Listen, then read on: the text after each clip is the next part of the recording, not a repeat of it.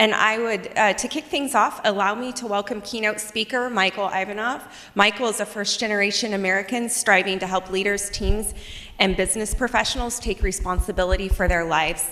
As a motivational speaker and best-selling author, please welcome Michael.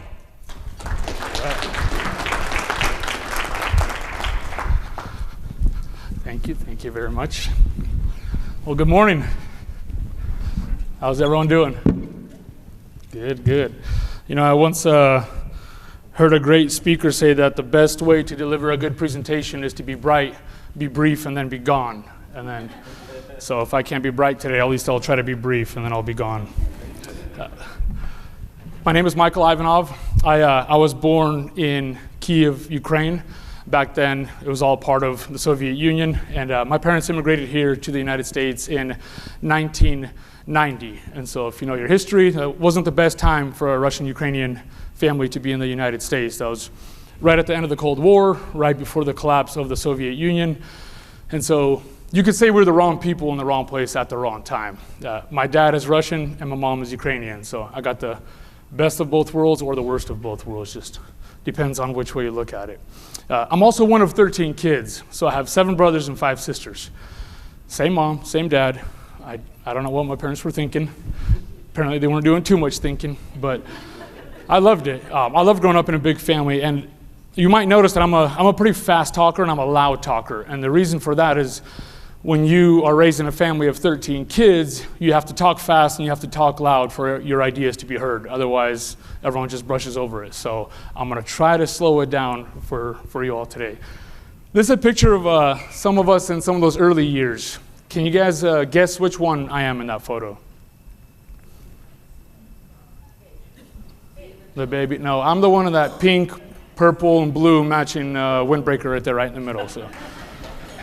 You could tell I wanted to stand out, and nothing's changed. Now it's just skinny jeans. But I loved it. I loved growing up in a big family. But because we were immigrants and because my parents had a lot of kids, we weren't doing the best financially. My dad, he worked 2 jobs, and then he took night classes in school afterwards. And my mom, she stayed home, and she took care of all of us kids. And so growing up, you know, we didn't go out on family vacations. We didn't do Christmas gifts. We never ate out in restaurants. But I watched my parents work hard. I watched my parents sacrifice so much to make sure that we had a roof over our heads, that we had food on the table. And so I learned about the principle of hard work, and I'm thankful for that every day of my life. In fact, when I was 10 years old, I got my first job. We had this little old lady that lived down the street from our house. Her name was Mrs. Good. Mrs. Good employed all of my older siblings and I. And so my job was to come once a week to Mrs. Good's house, to pull her weeds out of her front yard, and then after my hour was up, Mrs. Good would hand me my $5 bill, she would hand me a cold root beer, and I was walking home a happy, rich young man. So from a young age, I understood the principle of hard work, right? I understood that, hey, if I want something in my life, if I want to get to where I want to go, I just need to work hard and I can accomplish whatever I want. But I learned a few other lessons somewhere along the way. When I was 11 years old, I got punched in the nose by a kid at school just because he didn't like where I was from. When I was 12, I got moved into a slower classroom because I wasn't catching on as quickly as the smart kids were. When I was 16, this girl I had a big crush on, she told me I was too short for her, and she stopped talking to me. When I was 17, I was told my invention ideas were stupid. When I was 18, I ran out of my speech class in college because I did so bad on my first speech. I was so nervous, my hands were shaking, my voice was shaking, my vision went blurry, and I blacked out in the middle of the speech. So I ran out of the classroom, I went to my counselor's office, and I said, pull me out of this class, I am never stepping on a stage again. So my life has kind of come full circle since then. But you see, we don't just happen to be born with limitations, right? It's little by little through these experiences that the world teaches us very quickly that we're nothing special, the things we really want in this life, they're not gonna come all that easy. And so you might as well sit down, shut up, and stop dreaming. And little by little, the world teaches us very quickly that we don't belong, that we don't have what it takes, and we start to believe that. And even though we had these big dreams and we had these big ideas since we were kids and we understood the principle of hard work, somewhere along the way, the world starts to bend and break us into submission. And by the time it's time for us to step and try to find our purpose or pursue a dream or make a change in our career, all those little limiting beliefs and fears and self-doubts that we've built up since we were kids, they're still affecting us to this day. And that's why I love the whole theme of this conference, never give up. Because I believe if we keep fighting and we live to our potential, I believe that no amount of fear, the self-doubts or anything, and there's a lot going on. There's a lot of uncertainties going on in our country right now. There's a lot of unknowns. And so I believe, especially now in moments like this, that we have to connect to our purpose. Because I believe that if you connect to your purpose, if you know why you do what you do, if you know why you get up and out of bed every morning, then I believe no amount of obstacles can stop us along the way. All right, so today I want to share with you, that's what I want to talk about, harnessing the extraordinary power of purpose. And I jumped a little bit ahead up there. But I want to share with you 11 principles. Because for me, by the time it was time for me to graduate high school, go to college, I had no idea what I wanted to do with my life anymore. Right? I had big ideas, big dreams, but the world had beaten them out of me. And so I did the next best thing. In order to get my doubt off my back, I went to school, I graduated, I got a job, and I became depressed, and I became miserable. It wasn't that it was a bad job, wasn't that it was a bad career, it's just that I knew that I was out of place. I knew that I had a lot more to offer, and somewhere along the way, that got beat out of me. Henry David Thoreau once said that the mass of men lead lives of quiet desperation, meaning they exist, but they're not really living.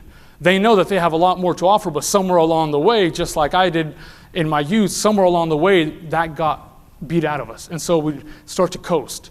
And especially when it comes to moments and times like this in our country, with our economy, when it comes to times like this, we start to pull back.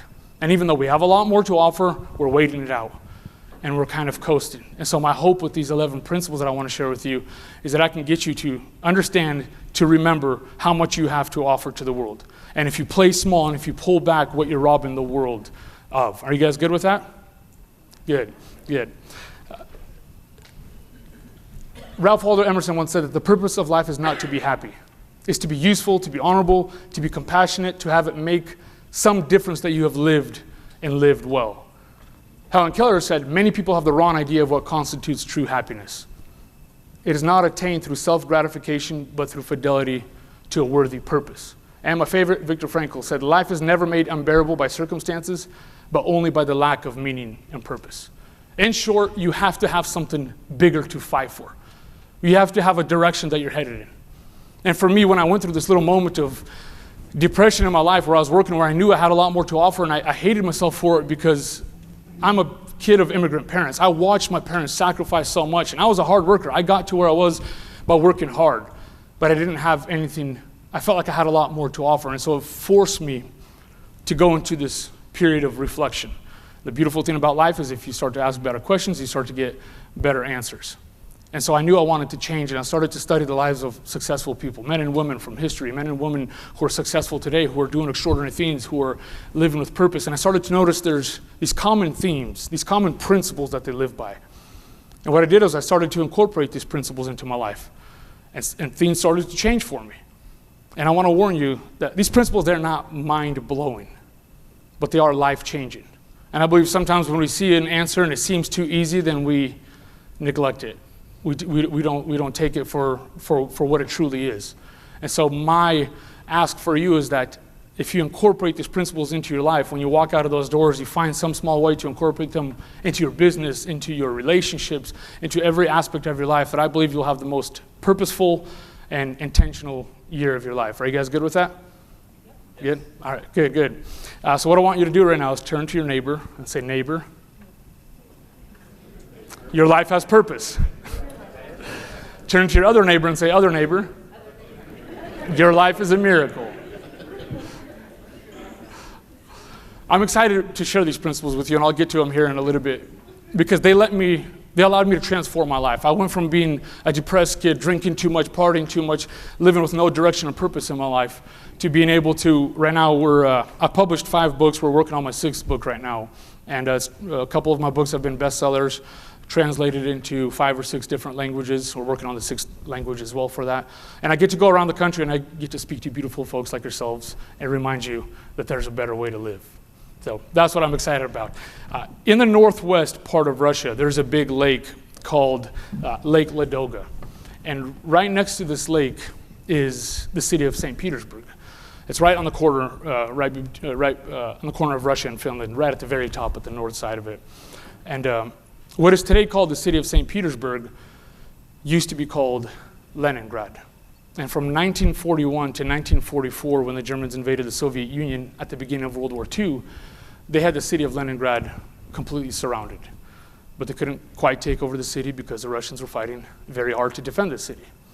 And so Hitler came up with this plan. He said, well, we can't take over the city, and even if we did, there are 3 million civilians and soldiers trapped inside the city. We don't have enough camps, we don't have enough housing, we don't have enough resources. We are not going to take all these people prisoner. So here's what we're going to do. We're going to keep the city surrounded, we're going to cut off all roads, we're going to cut off all supply trains, and we're going to keep bombing it. And eventually, the 3 million civilians and soldiers trapped inside the city, they will starve to death, and our problem will be solved. But the Russians were desperate, and the Russians also have very, very cold winters. And so every single winter from 1941 to 1944, for this 3-year period, Lake Ladoga would freeze over.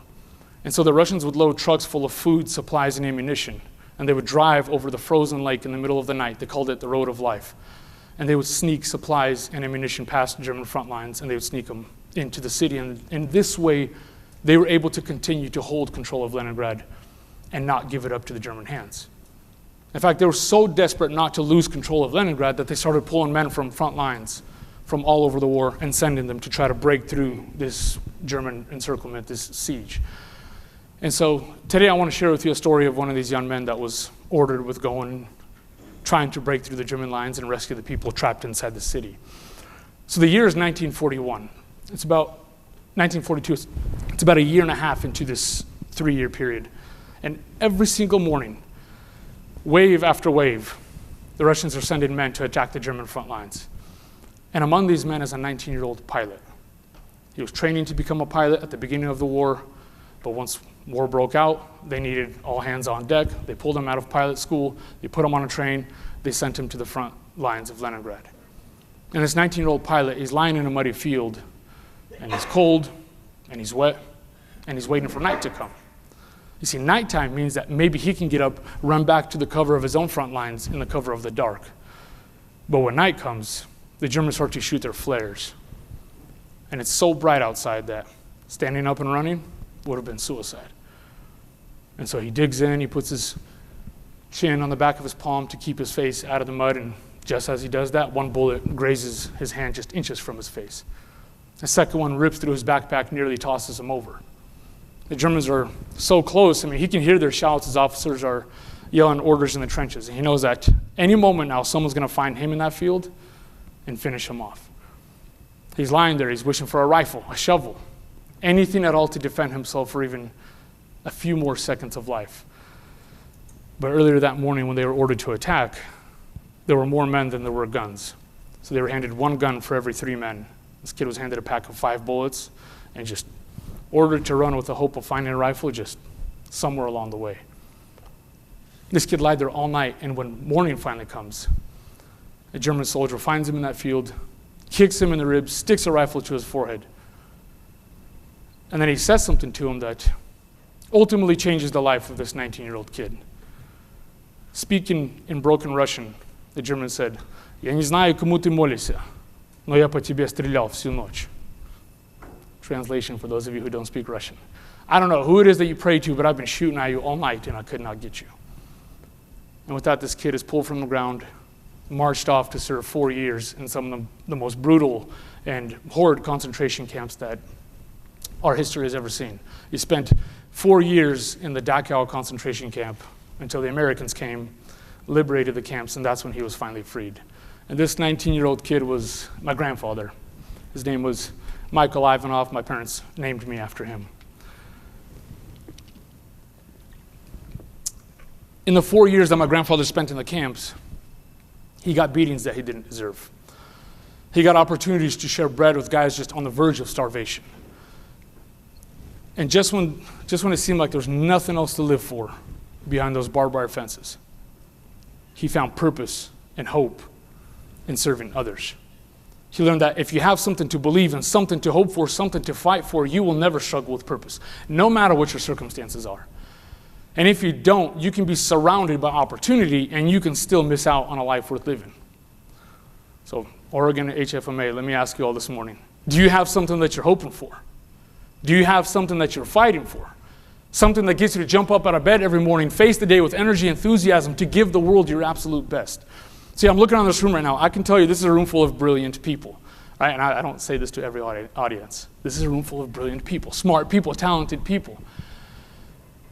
But I also know that in times like this, times of uncertainty, when we start to pull back, we don't offer the world our absolute best. And when you're not offering the world your absolute best, you are robbing the world of the gift that only you can bring to it. I know from personal experience that there's a lot more people that walked in here today that have smiles on their faces. And on the outside, everything seems like it's just fine, but on the inside, things aren't going so well. Maybe things aren't going so well at home. Maybe things aren't going so well in business. Maybe things aren't going so well in any aspect of your life. And so for you, that's why I love the theme of this conference. The theme, never give up. For you, I'm asking you, never give up. Because your purpose is so much bigger than who you are. Psychologists say that in order for something to be called, technically to be called your purpose, it has to be a clear goal. It has to be something that is personally motivating to you, but also at the same time, it has to be something that is so much bigger than you. And so in order for you to, when you're pursuing your dreams, you might think it's just about you. You might be motivated by finances. You might be motivated by whatever your own personal goals are. But the beautiful thing about it is when you're stepping into your purpose, the ripple effects of you stepping into that go so much further than you will ever even understand. And that's why it's so important to never give up and to continue to fight. And so with that, we can start with number one. Are you guys ready? If you're ready, say, I'm ready. All right. Oh, I like that. You guys are awake this morning. You guys had your coffee. Sometimes it takes me 2 or 3 tries to get everyone to jump in. All right, principle number one. The first thing I learned, extraordinary leaders, extraordinary people, people who live with purpose, people who have an incredible impact on the world around them.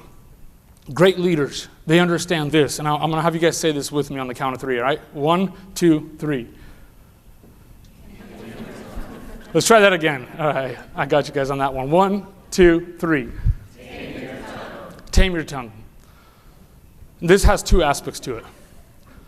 Someone very brilliant once said that life and death are in the power of the tongue. Words have power. Words are like seeds.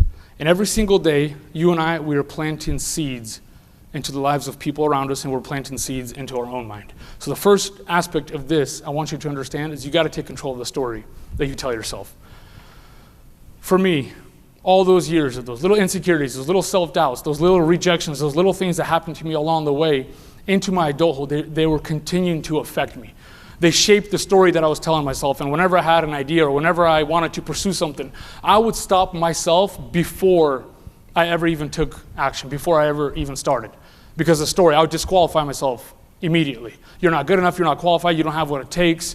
And so before I'd ever even take advantage of an opportunity, I would just eliminate myself right there. So the first thing you have to understand, tame your tongue, take control of the story that you tell yourself. And that's everything. Everyone doubts. Everyone doubts. In fact, Oprah was talking about, after doing thousands of interviews that she's done over years and years, she says even the most successful people that she ever interviews, Barack Obama or Beyonce, and the list goes on and on. She said every single time the cameras would shut off, they would all ask the same question. How was that? How did I do? Everyone has that. Everyone has those doubts. Everyone has that negative self-talk. And so if you want to do extraordinary things, if you want to pursue your dreams, you have to take control of the way that you talk. You can't completely remove all your negative thoughts, right? But if you start to shape your story, change the story, remind yourself of why you're qualified, remind yourself of why you belong, then it starts to change your life. We have about 80,000 thoughts per day. About 50% of them are negative, or probably even more than that, and about 40% of them are the same thoughts that we had yesterday, just repeated. And so paying attention, just being very aware of the way that you talk to yourself, it'll change everything for you. And the second aspect of this, and this one is big, is the way you talk to people. I don't doubt for a second that this is a room full of leaders. And every single day with the conversations that you have, with the interactions that you have, that's an opportunity for you to speak into someone's life. You're doing it regardless, whether you're intentional about it or not. And some of us, we use our words like a weapon. We use our tongue like a weapon. We're cutting people down. We're criticizing, we're putting people down, and oftentimes we don't even realize it in the way that we talk. And so I want you to understand, you might be the only person in your life, or you might be the only person in someone's life that sees something in them, says something to them, and gets them to step into their purpose, gets them to believe in themselves. And you also, and this comes with a warning, You also might be the person in someone's life that says something to them that completely destroys their self-worth and it pulls them away from their purpose. That's a heavy responsibility. And that's why this is number one. That's why you have to be intentional, absolutely intentional with the way you talk. There was a young soldier that was killed I believe it was in the Iraqi war. And when they were pulling him off the battlefield, they found a little crumpled up note in his jacket pocket. And the note was from his 8th grade teacher. And it was something encouraging that she wrote to him. Just when he was graduating in 8th grade, she wrote a little encouraging note for him. And apparently she was the only person in this kid's life that had seen something in him, that believed in him. And so he had carried that with him all his life until the end of his life. You can be that person for somebody. Jordan Peterson says, with all the patients that he works with, he says, you would be surprised with how little encouragement people need to just keep going, and yet how few of that people actually receive. And when you understand that, and when you walk into your office, the conversations, the interactions that you have with your customers, with the people here at the conference, when you understand the power of your words, that you can be that person for somebody, it changes everything. Right? You can try this for 30 days. That's a challenge. Try changing the way you talk for 30 days. Instead of spreading the gossip, instead of putting someone down, instead of criticizing, find a way to hold your tongue and give them an encouraging word instead, and watch your perspective change. And if this doesn't work out for you, after 30 days, you can always go back to being negative. All right? All right, number 2, moving on. On the count of 3, you guys ready for this one? 1, 2, 3. Live with the end in mind. This is about having vision, having a destination, knowing where it is that you're headed, and understanding that we don't have all the time in the world. Right? I'm not trying to depress you, but we don't have all the time in the world. And so a lot of times we human beings, we're like the only creatures on earth. We are the only creatures on earth that understand that we're not going to live forever. And yet we're the ones that always act like we are going to live forever. The sun tricks us, right? The sun rises every morning. And so it gets us to believe that we always have one more day. And so we live that way. I'll start tomorrow. I'll start to work on myself tomorrow. I'll start to work on my fears tomorrow. I'll start on that business tomorrow. I'll start on that new idea tomorrow, and we keep pushing it off. And living with the end in mind is about understanding, hey, my time is limited. I don't have all the time in the world, so how am I living today? If I can step into the future and I can envision how I want to be remembered, how I want people to talk about me, what kind of legacy, what am I trying to accomplish, it allows me to step back into today and examine my choices and decisions that I'm making today. Am I living to the best of my abilities today? Am I taking advantage of the opportunities that I have today, because they might not be there tomorrow? And there's something powerful about that. When you're able to align your current actions and decisions to that end destination, something powerful happens. I used to work in UPS when I was trying to pay my way through college. I worked, UPS was the only job that I could work because their schedule worked with my school schedule. And so I worked the night shift. I started, my shift would start at 1 a.m. and I'd load those little brown UPS trucks that zoom around your neighborhood. Start at 1 and I'd load them till 9 o'clock.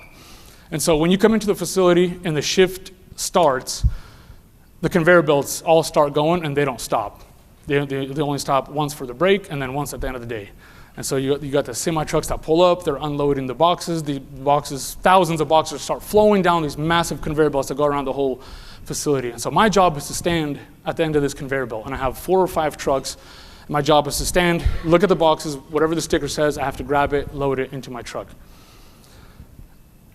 Now, it doesn't matter if I'm catching up, or it doesn't matter if I'm doing good, if I'm keeping up, or if I'm falling behind. The conveyor belt just keeps moving. And eventually, there's the end of the conveyor belt, and the boxes fall off. My friends, you and I, we're like those boxes on that conveyor belt. Time is the ultimate conveyor belt of life.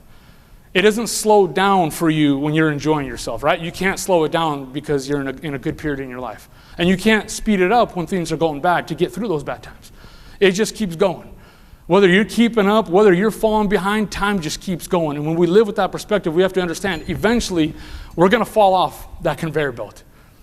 And so the only question that we have then is, how are we living in the moment today? How are we behaving today? How are we treating people today? What are we taking advantage of the opportunities that we have today? See, when you can think about the end, when you can think about the fact that you don't have all the time in the world, it shapes the way that you behave today, and there's something powerful about that. So I want to give you an opportunity to put this principle into action right now. I want to give you 5 minutes, maybe, and team up with the people in the table with you. And Jamie, you might have to jump into another table or find a partner. But I want you to answer these 2 questions for yourself. And there's something powerful. My wife and I, at the beginning of the year, we sat down, we had our little journals, and we kind of jotted out how we want our year to look, what we want our life to look like in our business, some things that we're trying to accomplish. And when we discussed this, when we started having conversations, something pretty powerful happened, and we were able to start giving each other ideas on how we can achieve these things, and it was really a really powerful exercise. So I want you to answer 2 questions for yourself, and then discuss that with the people next to you. And it's a pretty deep question, the first one. By the end of my life, I want to be known for my blank. My leadership skills, the work that I do, my kindness, my love, the way I treat people, the books that I write, the music that I put together, whatever it is for you. By the end of my life, I want to be known for my blank. And the second question, am I on the right track? See, it's pretty simple, right? Success, when you break it down, is pretty simple. It's, do I know where I'm going? Do I know what I want? And am I on the right track? And if I'm not, what do I need to change? All right, you guys good with that? See, I can see it's already causing deep thought already. That's beautiful. All right, so go ahead. I'm going to give you 5 minutes for that.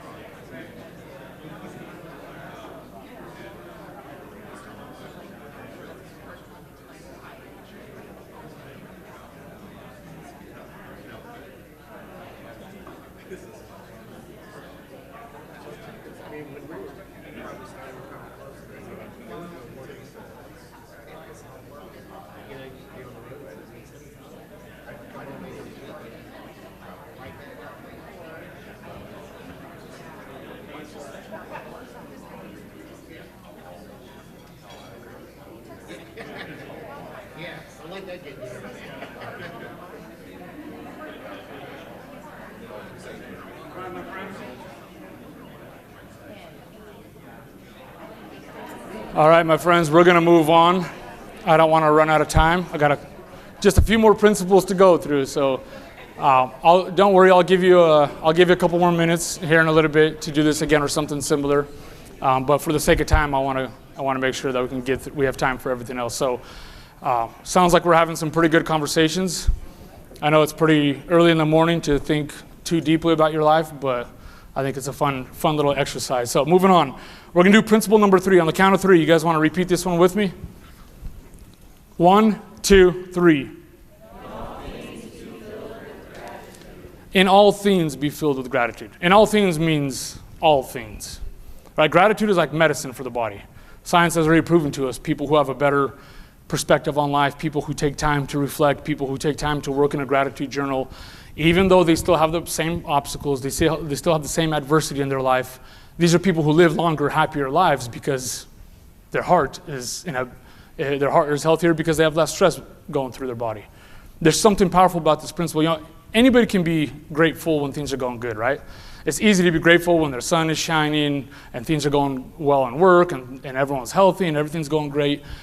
The key then is to understand this principle and find a way to incorporate it into your life and create a habit of it when things aren't going so well, right? When things start falling apart, when things aren't going your way. Life has winters and life has summers.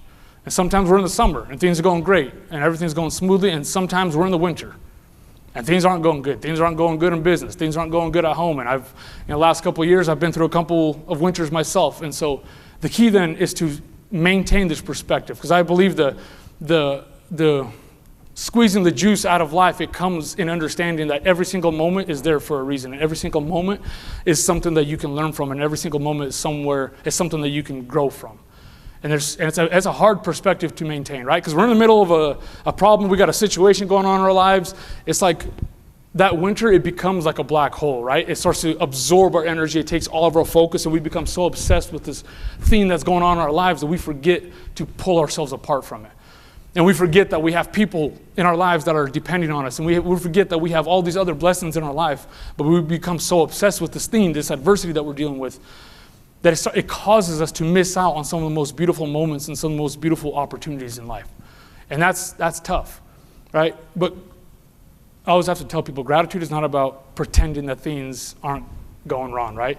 It's not about, it's not like your house is burning down and you're just over here like, oh, everything's okay, I'm perfectly fine. That's not what this is about. It's about in the middle of those winters, understanding, separating yourself from that. Maybe taking some time in the morning every single day. It's like your job, your schedule, it's going to take your time. It's going to take your focus. But if you wake up early enough and you're like, hey, these first couple minutes of my day, this first half hour, these first 10 minutes, they're mine. And I'm going to reflect, and I'm going to look at my life, and I'm going to make an inventory of the things that I have going for me. And when you can start every single day with that perspective, it changes everything for you. In the Soviet Union, there was no such thing as religious freedom. And so when my grandfather, when he came out of the concentration camps, he became a man of faith, and he wanted to share his faith with people in his community. But that was a big no-no. KGB was always thinking everyone was conspiring against him. They were always very paranoid. And so they would find out where they were gathered, and they would show up, they'd kick the door in, and they'd arrest anyone that was in attendance. One of my uncles spent 3 years in prison for holding a church service for 20 of his neighbors. Constant persecution. And so when we first immigrated here to the United States, my dad walked into a grocery store at Christmas time, and they had faith-based Christmas music playing on the radio. And he said he broke down and cried right there, right in the store. Gratitude is about remembering. It's about remembering where you've come from. Remembering those things that used to knock you on your butt, but you've grown in the process. You've become better, you've learned, and they don't take you down. Or they didn't take you down, and that's what gives you a lot of times the courage to just keep going. See, stepping back and reflecting on the things that we have going for us, the people that we have in our lives, there's something powerful about that. But the key, again, is to put that into practice when things are good, right? You got to train for the race before you're in it. And you can put that into practice, then when the winters come, you have something to fall back on. Because a lot of times people can be on the way to their dreams. They're on the way. They're rocking along to their purpose, and then something takes them down, and they have a very hard time to recover, or they struggle to recover. And so that's why it's so important to live with this principle, because your purpose is too important. What you're doing is too important to your family, to your community, to the people that you serve, to your customers. And so when you live with that perspective, nothing's going to throw you off, no matter what life sends your way. And there's something powerful about that. Do I have any Office fans in here? The show, The Office. Anybody here watch The Office? My wife and I watch that show way too many times. I think we watched it 3 or 4 times over, all the way through. Andy Bernard said something pretty, Ed Helms but in the show, his name is Andy Bernard, the character. He said, I wish there was a way to know you're in the good old days before we've actually left them. That's a pretty profound statement for a comedy show. I wish there was a way to know that you're in the good old days before you've actually left them. Now, I have an answer to Andy's problem. And it's gratitude. It's perspective. It's being present. It's understanding, hey, right now is the only time that I have, the only day that I have. And so even if things aren't going the way that I want them to, it's still the day that I have. And what am I going to do with the time that I have right now? For me, high school was a crappy time of my life. I was a late bloomer. I was like 5'3". It took me a long time to go through puberty. The girl that I had a big crush on just broke up with me. And so when I was in high school, I wanted to get out of high school. I was like, I can't wait till I'm done with this period of my life. Some people, high school is the best time of their life. Not for me. I wanted to get out. And looking back on my life, those years, even though I had those little things that happened to me, little life problems that happened to me that back then seemed a lot bigger. But looking back, I realized those were some of the best years of my life. Those were the good old days in many different ways. And so the key to life is understanding, hey, right now you are in the good old days. There's coming a time when you're going to look back at this moment in your life, where you're at in your business, where you're at in your career, and you could be like, man, those were the good old days. Things were good back then. I was kind of a rookie. I was just starting out, and I was confused, and I was scared, but there was something fun about it. Every aspect of our life can be the good old days, and so the key is then to realize you're in the good old days every single day. And that's a powerful perspective. You can live that way, nothing's ever going to stop you. All right, moving on. Number 4. I'll save you guys from reading this one with me because it's a long one. Each day, give of yourself more than you ever have before. What does this mean to you? Does anybody want to shout out some ideas? What does this mean to you personally? I'll wait. I can wait for a long time.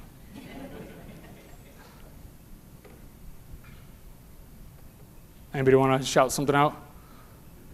Continue to push and grow. Love that. Anybody else?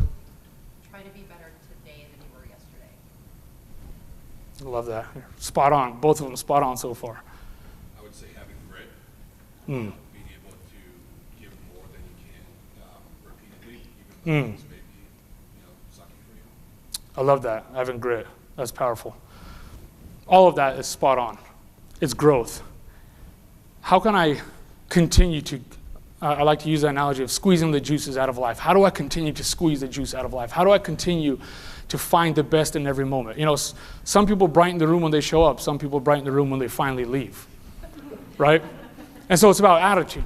It's about the growth mindset. How am I showing up? How can I be a little bit better today than I was yesterday? How do I serve people a little bit better today than I did yesterday? How do I treat my children just a little bit better today than I did yesterday? How can I learn from yesterday's mistakes, and how can I implement them in today and to give more of myself? But a lot of times the problem is it's hard for us to give more of ourselves when there's nothing more to give. We're burnt out. We're caught up in our schedule. We're caught up in things in life. There's a lot of things that happen in life, right? Life is busy. Life sometimes is messy. And a lot of times if we're not growing, if we're not investing into ourselves, what happens is we start to empty ourselves a little bit. And you can't, like you've heard it said before, you can't pour out from an empty cup. And so each day, give of yourself more than you ever have before is having that mindset of, how do I continue to refill? How do I continue to grow? How do I continue to show up in a way that the people that are relying on me, the people that I lead in my life, that I can continue to pour into them? When we were younger, about 10, 11 years old, my best friend, he lived next to a pond, and I lived next to a river. And so when he came over to my house, we'd swim in the river. And when we went over to his house, we'd swim in the pond. Now, the river's crystal clear. River, I could stand at the edge of the river. I could look 8 feet deep into the water, and I could see the bottom of the river, the rocks, everything.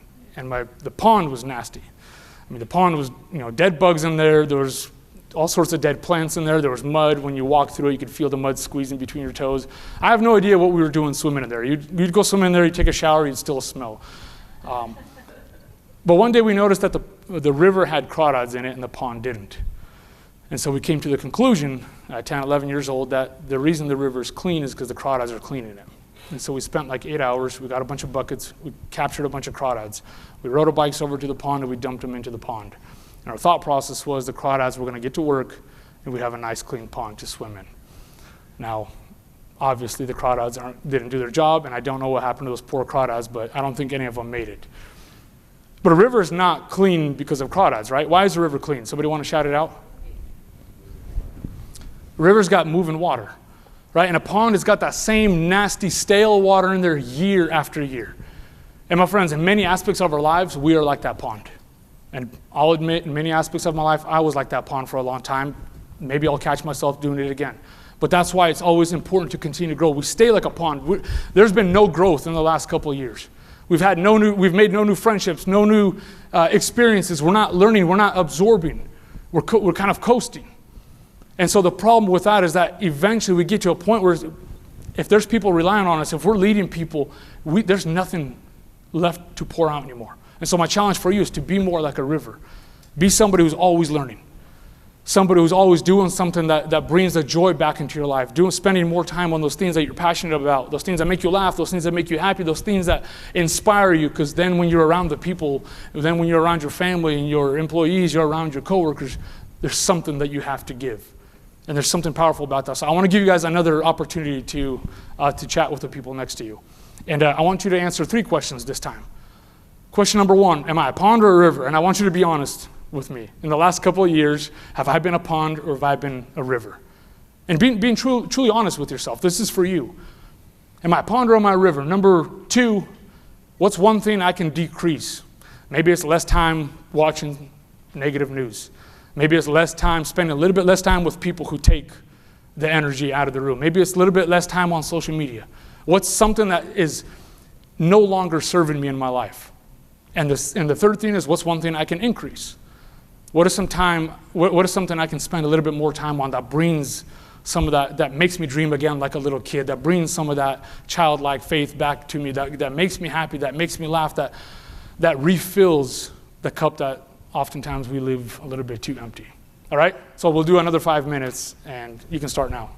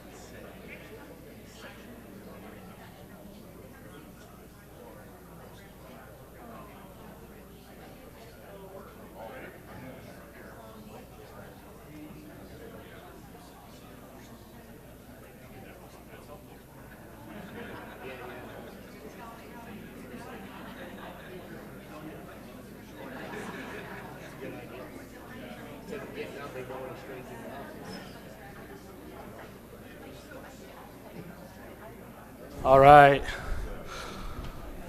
All right. Once again, it sounds like we're having some incredible conversations out there. If we have some time afterwards, we can continue some of these, but for the sake of time, I want to keep going. Jumping into principle number 5. You guys want to say this one with me on the count of 3? 1, 2, 3. I know this sounds harsh. This is just about taking responsibility. For me, I learned the quickest way for me to move forward, to become who I want to become, to accomplish what I want to accomplish, is to be brutally honest with myself. Right? We all have our little procrastinations. We all have our little things that prevent us, that put stumbling blocks into our life, that prevent us from being who we want to become. But we don't like to admit that a lot of times. We like to point out the outside circumstances.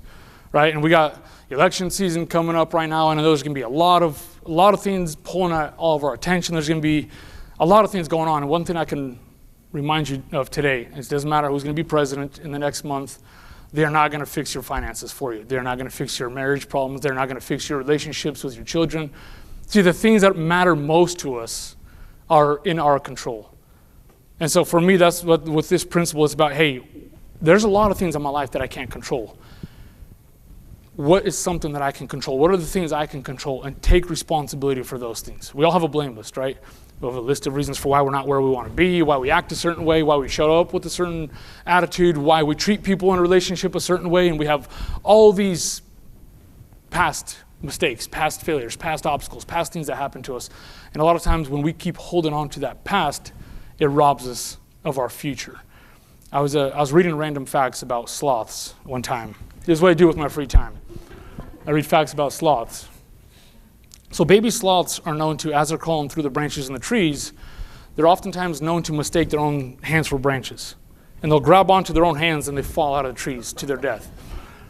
The first time I read that, I laughed so hard, I remember thinking, what a cute but stupid animal, right? When we hold on to our blame list, we're just like those baby sloths. A lot of times we have this list, and when people ask us about our life, we're like, well, see the list. This is why I am the way that I am. This is why I am acting a certain way. And just like those baby sloths, we're holding on to the very thing that's taking us down. It's just about taking responsibility. Every aspect of your life, in your business, in your work, in your schedules.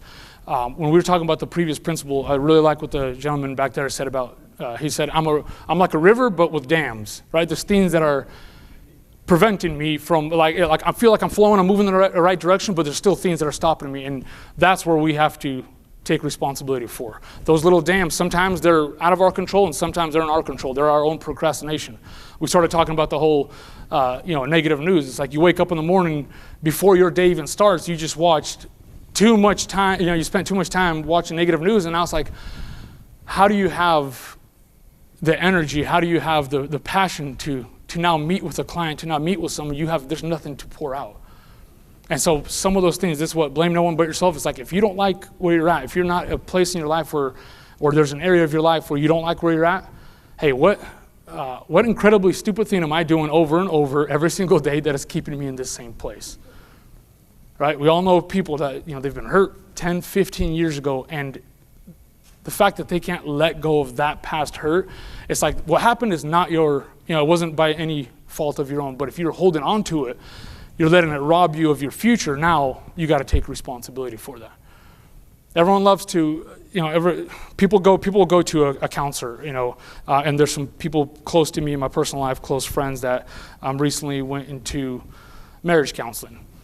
And both of them went, and it didn't work out for them. It was just a complete waste of time. They spent $10,000 on the guy who could not help them. And it wasn't his fault. It wasn't the therapist's fault. It's that both of them went in both of them went in with the hope that this guy was going to agree with their side of the story, and that would finally prove to their spouse why, that they're wrong. And both of them went in with that mindset. Neither of them went in asking themselves, hey, maybe they can point something out in me. What am I doing? Where are my problems? What am I causing? What are the problems I'm causing in the relationship? And when we have that mindset, we're just like those baby sloths. And the most genius therapist in the world cannot help you if you're not willing to let go of those things. Yes, things happen to us. Yes, we've been hurt in the past. But there's so many things in our life that we are in control of that we're not willing to admit. And when you have that responsibility, you take control of that responsibility, especially for the leaders in this room. And in my opinion, that's everybody. That's especially us right there. That's how we move forward. All right, moving on. Number 6, 1, 2, 3. It's about having something bigger to fight for and going after it with everything that you have. I believe there's a difference between ordinary and extraordinary people. And the difference is not that some are more lucky or more talented and the others are just not as lucky and not as talented. I believe that extraordinary people, they wake up in the morning and they know exactly what they're fighting for. They know exactly where they're headed. And so their day, it's like, hey, I know why I'm doing what I'm doing today. I know where I'm headed today. And ordinary people, they have their schedule made out for them and they're like, well, this is my schedule, so my schedule is basically made out for me for the next 5 years of my life. And they start to coast. Equally talented, same amount of opportunities, but because there's nothing bigger to fight for, there is no need for them to live with any urgency. And I believe that that's the only difference. I always tell people, I don't like to hang out with people who don't dream big. And it's not because I think I'm better than someone. I just know that people who don't have big dreams usually have a pretty good way of making you feel stupid about yours. Your lack of ambition rubs them the wrong way. And when you don't have something bigger to fight for in life, guess what? You fill your time with all sorts of drama and gossip and all sorts of things. And what I just noticed is like, hey, people who don't have something bigger going on, they end up talking about the people who are doing something. And so my challenge always have something bigger to fight for. It doesn't have to be some sort of, like we talked about earlier over here, it doesn't have to be some sort of a big dream that everyone can look at you like, hey, look at what I accomplished. It can be completely personal to you, but when you're working on something and you're focused, it forces you to grow. If you're not striving for something bigger than yourself, there's no need for you to grow. You can stay exactly as you are. But when there's something that you're fighting for, whether it's for your children, whether it's for your own personal life, whether it's for a bigger purpose, that's where all the growth happens, and there's something powerful about that. I learned this in a powerful way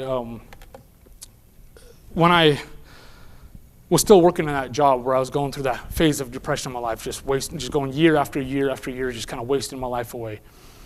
I knew I wanted change, I just didn't know what change looked like. And like I said at the beginning, when you ask better questions in life, life has a way of presenting you with better answers. And so I was driving home from work, and I didn't want to go home, eat dinner, go through the same routine, go to bed, get up to work the next day, and just keep that cycle going. So I stopped by the local library. I got a cup of coffee, and I was just walking around the library. And when I was walking out, there was a used book cart that I noticed. And these were books that the library was getting rid of. So they were just torn, tattered, had coffee stains on them, and they were charging $1 for them. And so there was a book title that caught my eye. It was called A Better Way to Live by a man named Og Mandino. And I was like, I could use some ideas for a better way to live right now. Paid $1 for it, best investment I ever made into my life. Og Mandino wrote his life story, and Og Mandino was an author and a motivational speaker. I read his book, and I read it again. It was a really thin paperback book, and I read it again, I read it 3 or 4 times in that week. But at the end of that week, I said, I'm going to become an author, and I'm going to become a motivational speaker. Not because I was the talent for it, not because I didn't know how I was going to accomplish that, but I wanted to do for other people what he just did for me. And suddenly it was like it clicked for me. Again, when you ask better questions, life has a way of answering it. And there was nothing in my life that qualified me for that. I was working in the IT department of a small printing company, and I wasn't even good at what I was doing. And so nothing was qualifying me to pursue this dream to write, who was going to listen to me, who was going to invite me. But I had that dream, I had that burning desire, and something started to change. And I started taking action. I had fears, insecurities, self-doubt, all these things that I had developed in my life. But because now the dream was so much more important to me than the fears that were standing between me and where I wanted to go, I was able to take it one step at a time and start moving in the right direction. That's the power of a burning desire.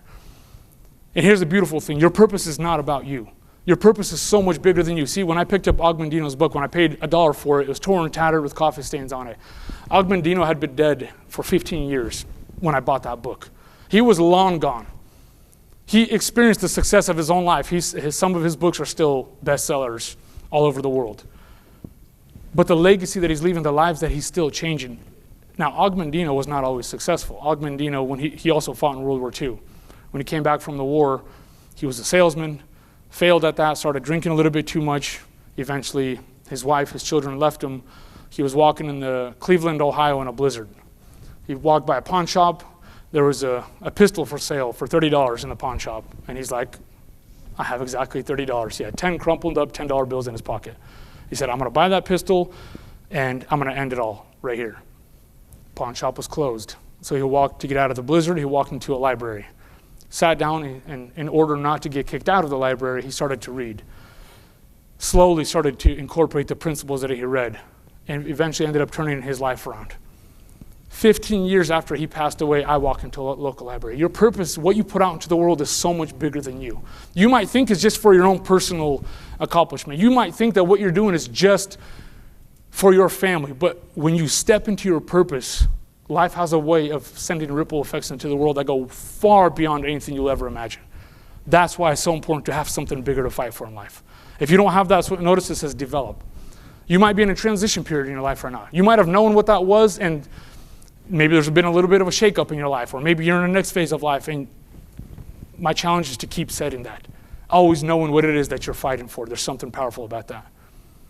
All right, moving on. Number 7. We're going to crank through these before, I want to make sure we don't run out of time here.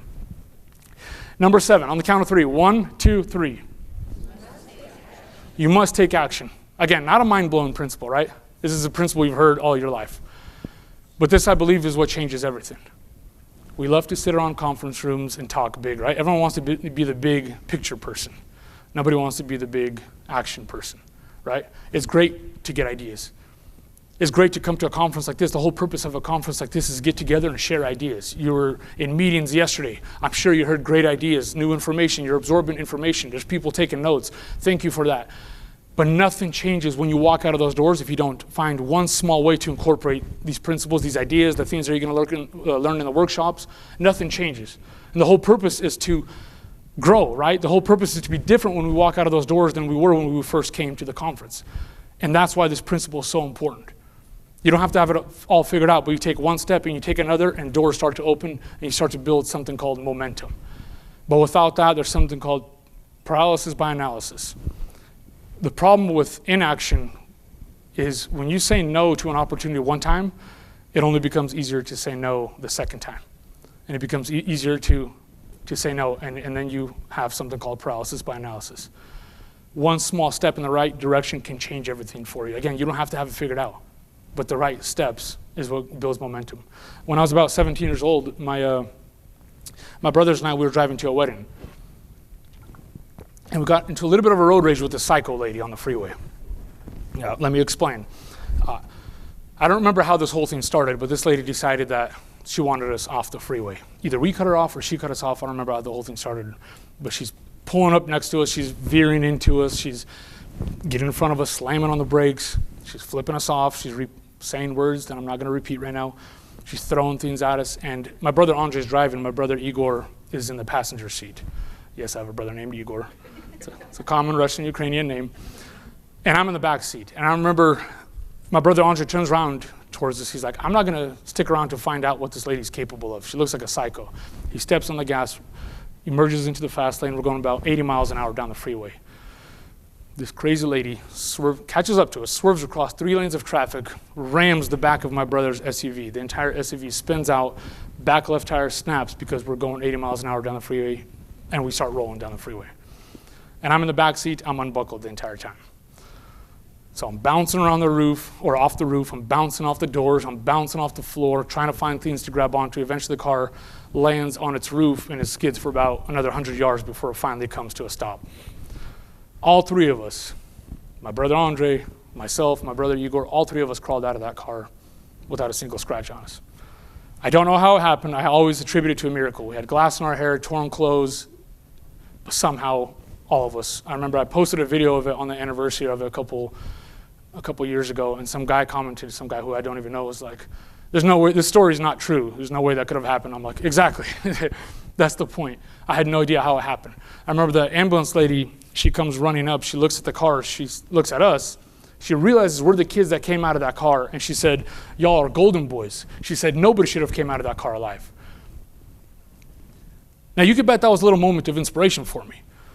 You could bet that got me thinking about my life a little bit differently, how I was living, how I was treating people. And in psychology, there's something called mortality motivation.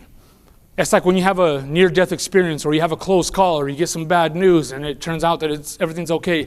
It's like you have a new perspective, right? You want to live differently. You got this new perspective, and now you realize what you've been wasting your time on. Now you realize what's important to you in your life, and you want to live differently. And I had that. At 17 years old, you usually don't think about dying, right? At 17 years old, I thought I was going to live forever. And at 17 years old, I realized it could end like that. And so I had new ideas, new insights, new inspiration. But about a week later, the emotion from the accident faded away, and nothing changed in my life. I went back to being the same kid, too focused on partying, too focused on chasing girls, not thinking about my future, not thinking about my life. I was 17 years old. You got to give me a break. But the point is, a lot of us, we rely on motivation, right? We rely on a feeling. We hope, we want some sort of a spark, some sort of a motivation, and a lot of times when we run out of motivation, we're like, well, I ran out of motivation, so that the thing that I was pursuing must not be the right thing. And so we just eliminate ourselves. We don't pursue it anymore. Motivation is a good thing. It's like a spark, it's a jolt, but it's supposed to be followed through by action. Because action is something you take, it's commitment to the process. It's something you do when you no longer feel like it. It's something you do when the motivation has faded. But the beautiful thing is if you take the step and you take another and you take another, it starts to build momentum, then motivation starts to flow from within you. But that doesn't happen without that first step in the right direction. That's something powerful about that. Raise your hand if when I was talking about running out of my speech class in college, you're like, there we go, we're okay. When I was running out of my speech class, sharing that story, you're like, that's me. I'm afraid of public speaking. Your hand went up first. Would you come up here real quick? Oh, you didn't think I was going to call on you. That's why I don't tell you what I'm going to do first. Come up here real quick, yeah.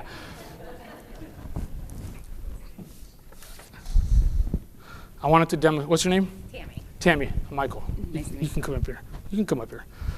I wanted to demonstrate Tammy what taking action looks like. See, Tammy had no idea that I was going to make her come up here, right? And you're probably a little bit nervous, huh? Well, I usually take pills when I get on stage, so. Yeah, well, you came up here. You didn't have time for that. You see, here's the beautiful thing. Dean, can I have this microphone turned on? Here's the beautiful thing about what Tammy did. This is what action, there we go, we got it. Yeah, thank you, Jamie. This is the beautiful thing of what taking action looks like. It's being a little bit nervous, it's being scared, and it's getting up out of your seat and coming forward anyway. So many times we prevent ourselves just because we're not willing to take that. We feel like, well, if I don't feel qualified, and so we eliminate ourselves. And taking action has nothing to do with how you feel or whether you feel qualified. It's stepping forward anyway. Most of the time, you're not going to be qualified for your dreams. And that's why you take a step forward and you keep moving forward, and that's what allows you to make the progress. And there's something powerful. This is what it looks like. Courage is not a muscle courage is not something that you have. It's a muscle that you develop by taking small steps. People don't just have courage. People develop courage. Tammy, I'm going to let you become a motivational speaker today. All you have to do is read a little thing that I wrote. And I've lost my reading glasses. Oh, okay. This is great. You want to grab them? There we go. No. So we just start from there. Wow, look at me now, Mom. I'm a motivational speaker. And Michael looks so much better up close. My friends, remember this. There can be no courage without fear. Everything extraordinary is hidden just on the other side of your comfort zone. No one does anything extraordinary by accident. If you want to do great things and help others do the same, you've got to leave the comfortable life behind and step into your greatness. And that requires courage. And whatever it is you want to do, whatever it is you want to be, you've got to do it afraid, and you've got to act quickly. The opportunities you have today may not be there tomorrow. Do it today. Round of applause for Tammy, everyone. Thank you so much, Tammy. Before you go, I got a couple of my books are in there. I hope you enjoy them. Yeah, thank you so much. How many of you have ever gotten the promotion that you wanted and you were trying to get into a certain position, and when you finally got it, you're like, oh crap, I am not as qualified for this as I thought. What did I just get myself into? That's the whole principle of taking action, is moving forward anyway, because most of the time you're not going to be qualified. When I was just starting out on this whole speaking journey, I had written a couple of books, and I thought that qualified me to become a speaker, because that was the next thing I wanted to do. I really wanted to be a motivational speaker like Og Mandino was. And somehow I tricked this high school into hiring me to do their commencement speech. And I don't know how I did it. As soon as we signed the contract, the principal got on the phone with me. He's like, hey, Michael, we're expecting about 5,000 people in attendance. And immediately my heart sank. And I remember thinking, this was a small town. How do they have 5,000 people showing up to a commencement speech? And I panicked. And I was thinking about canceling it. And I remember My wife and I, we got into our car the day before the commencement. We drove down to the town. We were spending the night in the hotel. And I remember I'm just pacing the room. And I'm asking myself, if this is really my purpose, if this is really my calling, why is it so difficult? Why am I so scared? Like, obviously this is not the thing, I shouldn't be pursuing this, because clearly this is not the thing. I shouldn't be this scared. If this is really my purpose, see, we let fear be the dictator of whether we're headed in the right direction. But we let fear stop us.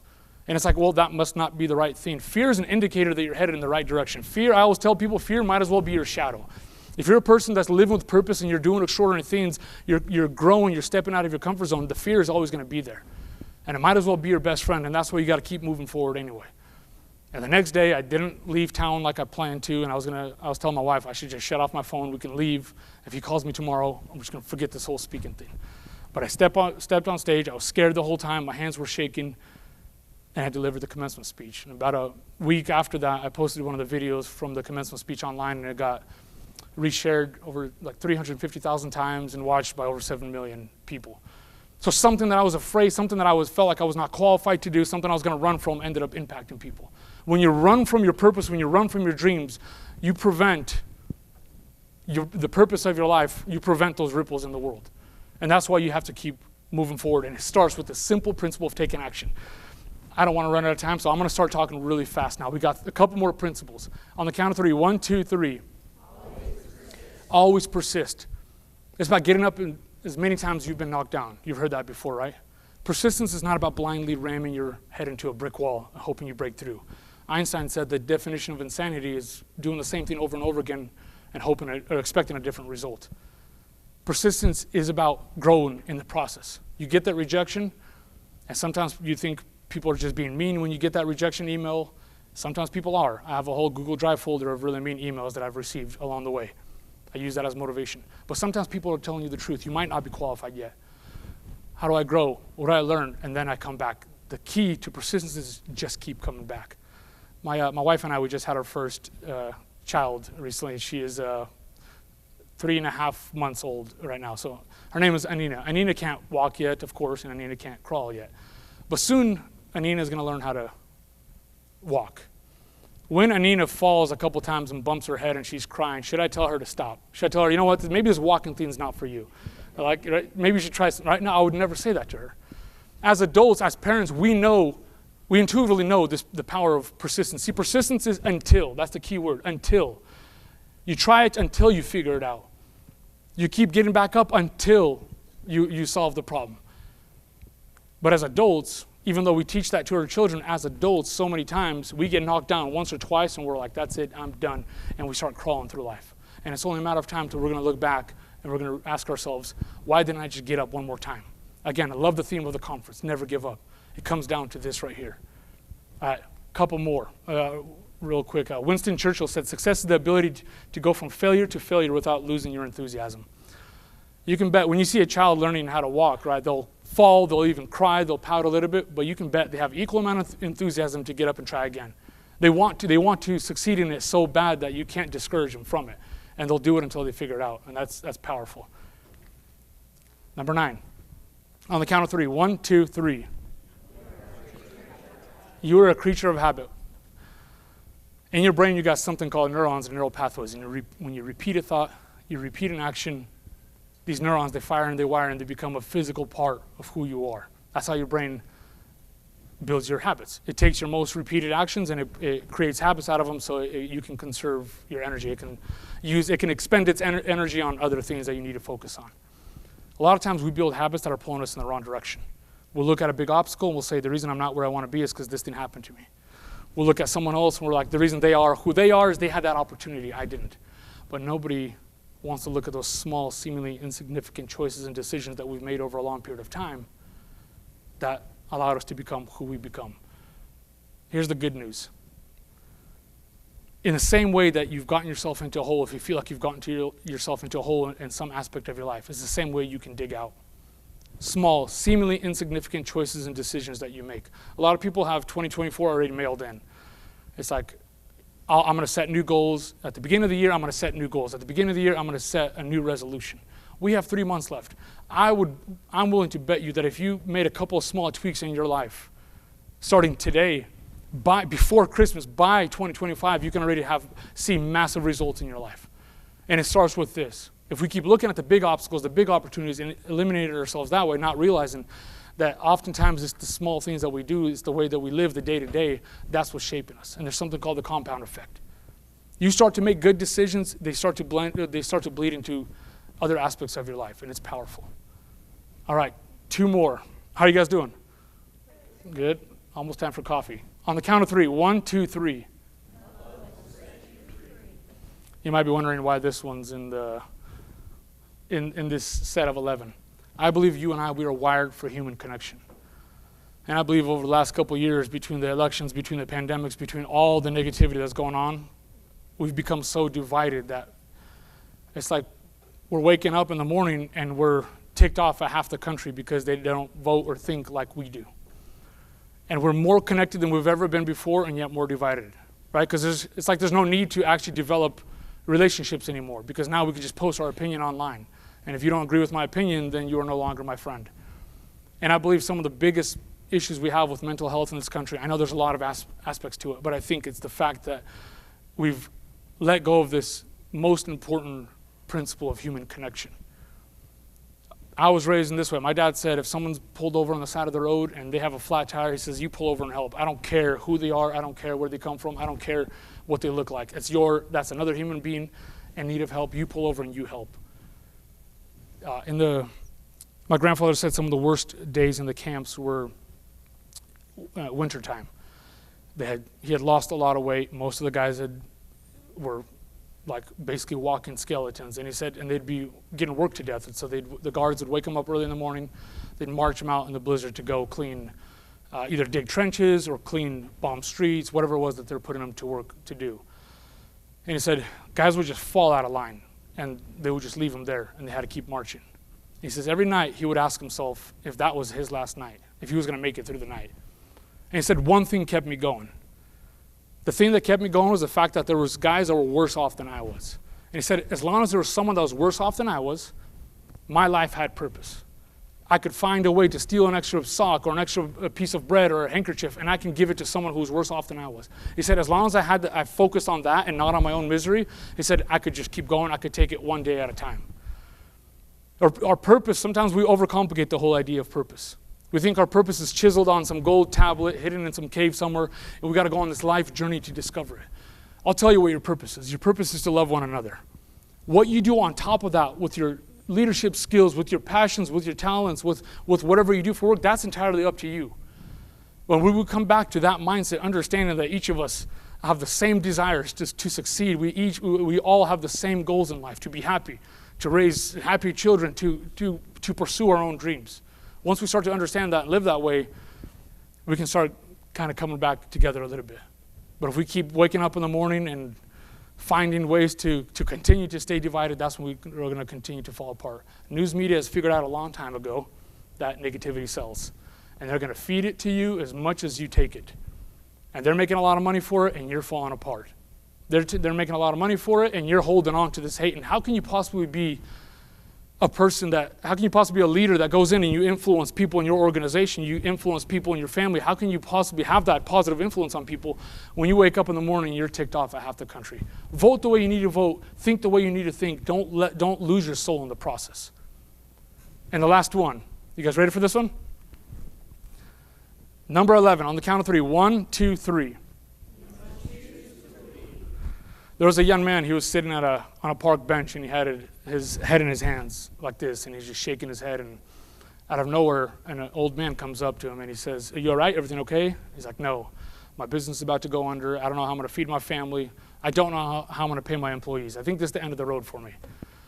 The old man, he stands there, he thinks about it, he reaches into his pocket, pulls out a checkbook, scribbles on it, rips it out, hands it to the young man. He says, take this check, invest it into your business. You look like a smart man. You'll figure it out. Feed your family. Pay your employees. Get your company back off the ground. Come back, meet me here in a year, and you can repay me. And he walks away. The young man's looking at the check. It's signed for $500,000 by a man named John Rockefeller, who was the richest man in the world at that time. And he can't believe it. So he's going back to his place of business, and he thinks to himself, I've had all these ideas and strategies that I've wanted to implement into my life or into my business. But I've failed too many times before. I was just done trying. I didn't want to try that again. But now that I got this safety net, this check, I'm not going to invest, or I'm not going to put the money into the bank. I'm going to put it into my safe, and I'm going to try those things that I've always wanted to try. Worst case, if they don't work out, I'll take that check and I'll invest it into the business. Sure enough, he does the things that he knew he should have been doing all along. His business gets back off the ground again. He waits a year, goes back to the park bench. Sure enough, the old man meets him there. He says, Mr. Rockefeller, thank you so much. You saved my life. You saved my business. Look, this is that same check that you gave me. It's not a replacement check. It's the one that you gave me. I never used it. Knowing it was there allowed me to believe in myself, allowed me to get past my fears and do the things I knew I should have been doing. And out of nowhere, a nurse comes running. She grabs the old man. She turns to the young man and says, I'm so sorry, sir. I hope he's not bothering you. He ran away again. He's been signing fake checks and telling people it's John Rockefeller. Never had the check in his safe. He thought he did. And he went and did the things that he should have been doing in the first place. My friends, let me remind you today that no one's going to come and give you a safety net. No one's going to come and push you into your purpose. No one walked into my cubicle when felt like I was wasting my life away and told me that I should go and pursue this dream. I didn't even know that there was talents that I didn't even know that I possessed yet. I had to dig deep. But it started with a belief. Napoleon Hill said it like this: whatever the mind can conceive and believe, the mind can achieve. A lot of times we eliminate ourselves because our current circumstances look nothing like our dreams. And so we say, I don't see a clear path from where I'm at right now to where I want to go, and we stop ourselves right there.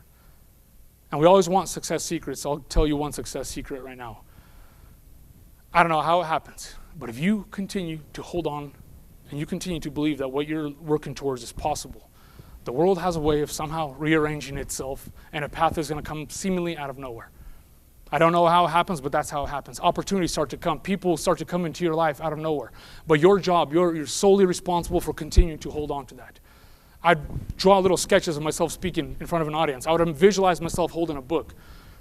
And I started to the point where I became so obsessed where my dream became more of a reality to me than when I'd open my eyes and see what was currently in my life.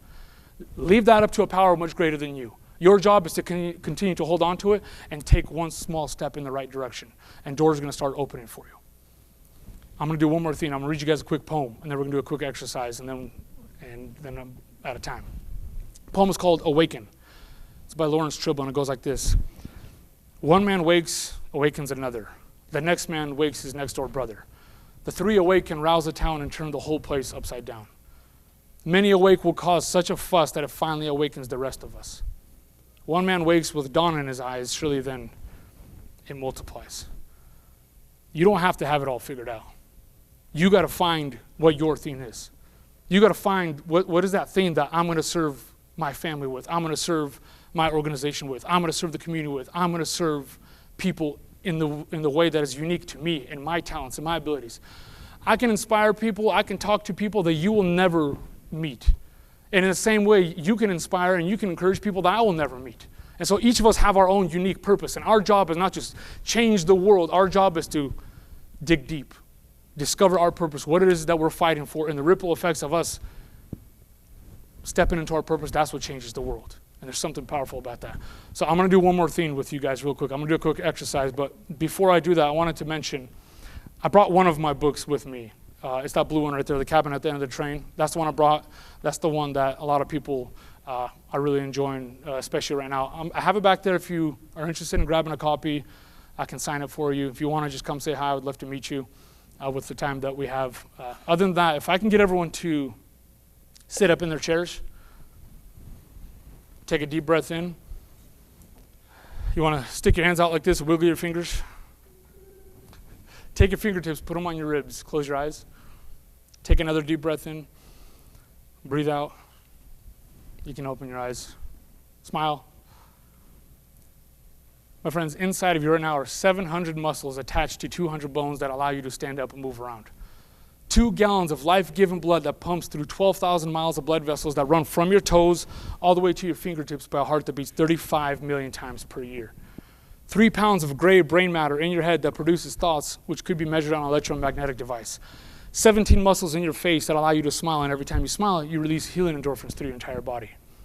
Eyes that subconsciously detect emotion on another person's face allow you to feel what they feel and cry when you see them cry, sometimes because of something called mirror neurons. lungs that expand into 20,000 breaths per day, keeping you alive without you ever needing to remind them to. You see, my friends, everything inside of you is fighting to keep you alive. The least you can do is start living. If you have something to believe in, something to hope for, something to fight for, like my grandfather had in those muddy fields in those concentration camps, like my dad had to discover bringing his children to the United States of America without a spare dollar in his bank account, just on a hope and on a dream. In the same way I had to discover it, I know it's the same way you can do it, and you will stay alive all of your life. So thank you all so much for your time. I appreciate you. Thank you. Thank you very much.